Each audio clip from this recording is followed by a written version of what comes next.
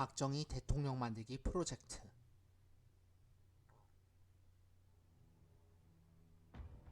민정이양에 대한 대처법. 5.16 쿠데타를 하면서 군인들은 민정이양을 공약으로 내세웠다. 혁명 과업이 완성되면 우리는 정권을 민간에 이양하고 우리들 본연의 임무에 복귀하겠다. 하지만 과연 가능했을까? 쿠데타의 원인을 생각해보자면 군인들의 약속은 결코 지켜지지 않을 말이었다.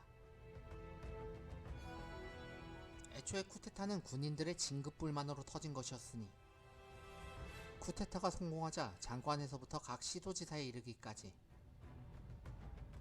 현역 군인들이 한 자리씩을 꿰차게 되었고, 그렇게 빠져나간 군인들로 인해 적체된 군인사에 비로소 숨통이 트이게 되었는데,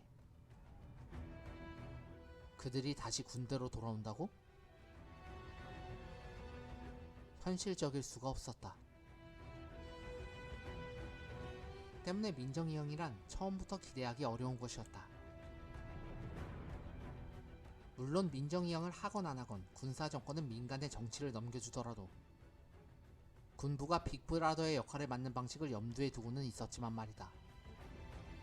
그러나 그런 군사정권에 제동을 걸었던 것은 바로 미국이었다. 과도정부 상태로 너무 오래 있지 말았으면 합니다. 빠른 시일 내에 총선을 실시하세요. 때문에 박정희는 민간이양을 구체적으로 약속해야만 했고, 1963년 5월에 총선거 실시하고 그런 다음 정권을 완전히 이양하겠습니다. 이때 정부 형태는 대통령 책임제가 되겠습니다. 대신에 그는 스스로 대통령이 되고자 생각한다. 어떻게 말일까? 첫 번째, 경쟁자들의 손과 발을 묶어놓는다. 정치활동정화법. 두 번째, 편법을 동원한다. 사전창당, 정치자금 마련. 세 번째, 언론의 입을 막는다. 반공법. 첫 번째에서 세 번째 방법이면 충분히 승산이 있다고 봤다. 그도 그럴 것이 당시에는 막걸리라도 먹이고 고무신이라도 나눠주는 쪽이 선거에서 표를 얻게 되는 시절이었기 때문이다. 정치활동정화법. 62년 3월 군사정권은 정치인 4,300명의 정치활동을 전면 금지시켰다. 63년에 있을 대선과 총선을 염두에 두고 경쟁자들의 손발을 묶을 심산이었다. 부패한 정치가와 혁명정부에 반대한 구태한 정치가들의 정치활동을 막겠다는? 만약 정치활동을 하고 싶으면 군사정권으로부터 자격을 심사받아야만 했고, 한 번 내려진 판정에 대해서는 일체의 항변이 불가능했다. 하지만 그것만으로도 모자랐는지 김종필은 적격 판정을 받은 정치가들을 찾아가 이렇게 부탁하기도 했다. 나라를 위해 한두 번 정도는 국회의원 선거에 뛰어들지 말았으면 합니다. 잉? 때문에 말도 안 되는 일이라며 대통령 윤보선은 박정희에게 따졌다. 세상에 이런 법이 어딨어? 이건 기존 정치인들한테 모두 정치를 하지 말라는 말 아니오. 하지만 박정희는 들어주지 않았다.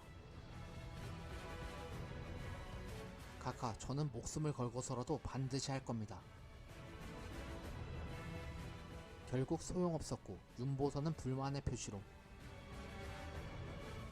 그동안 허수아비와도 같았던 대통령직을 사임하게 된다. 당시 김대중은 이렇게 말했다. 윤 대통령도 장도영 장군 마냥 박정희 장군에게 완전히 이용만 당하고 그 가치가 없어지자 버림받았던 것입니다. 그렇게 윤보선이 사임하자 박정희가 대통령 권한대행직에 취임하게 된다. 비록 대행직이었지만 당시 군인들은 매우 기뻤나 보다. 윤보선이 청와대를 떠난 지 불과 3시간 후 백정희와 군인들은 축하를 만끽하기 위해 청와대에 돗자리를 깔고 밤새 술상을 벌였으니 말이다. 공화당 사전창당. 정치활동정화법이 시행되자 중앙정보부는 곧 공작활동을 펼쳤고, 이때 황당한 조작극으로 장면이 무기징역을 선고받게 된다. 반혁명 사건으로 법정에 쓴 장면의 사진이다. 62년 8월 15일이기에 쿠데타를 일으키려 했다는 것이다. 세상에 군인들을 상대로 민간인이 쿠데타를 하려고 했다고? 어쨌거나 장면의 구속으로 공포 분위기는 제대로 연출되었으니 이후로 정정법은 순조롭게 기능을 발휘할 수 있었다. 장면은 48일 만에 보석 출감된 뒤에 연금되어 지내게 된다는. 이로써 정당의 정치활동은 물론 개인의 정치활동도 전면 차단되게 된 것이다. 하지만 그렇게 모든 정치활동이 금지됐음에도 불구하고 61년 10월 군사정권은 비밀리에 정당을 사전 창당하게 된다. 사전 창당을 한 이유는 유능한 인재들을 미리 스카웃하기 위함이었다. 재밌는 것은 당시 중정요원들은 김대중을 스카웃하려고도 했었다. 이 기회를 놓친다면 앞으로 8년간은 정치활동을 못할 수도 있습니다.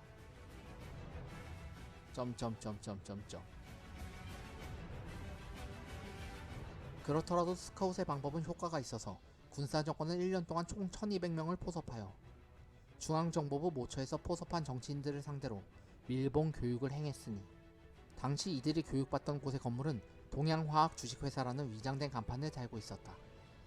다만 이러한 스카웃 작업은 거액의 돈이 들었기 때문에 중정요원들은 정치 자금을 마련하기 위해서라도 수단과 방법을 가리지 않아야 했었다.